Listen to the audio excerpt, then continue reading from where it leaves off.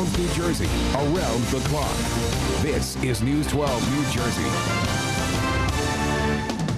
It was supposed to be a routine medical mission to Haiti for a New Jersey surgeon and his wife, but then came last Tuesday's big earthquake. News 12 New Jersey's Heather McBride tells us what it took for them to finally make it home. It's a story you'll see only on 12.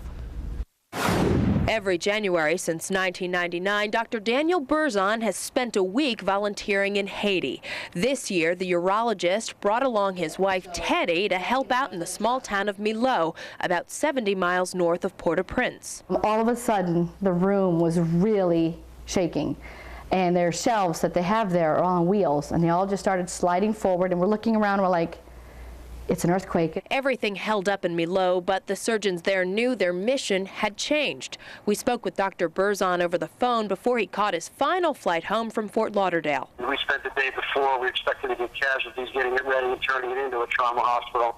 And the first 4 victims we got, they were all crush injuries. I thought, 2 doctors, 2 nurses, they're not going to let them go. As Teddy boarded her flight home on Friday, she wondered if she'd ever see her husband again. I've always been prepared to raise the kids myself, and but it's his passion and it's his love.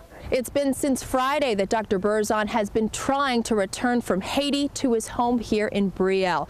But every time he went to the airport, there were either no airplanes, no fuel for those planes, or for those few charter flights going out, tickets required a full cash payment. The doctor made it off the island on Sunday on a flight headed to Florida. Both Burzon and his wife say they plan to return to Haiti because by now they consider many of the people of Milot their friends. In Brielle, Heather McBride, News 12 New Jersey.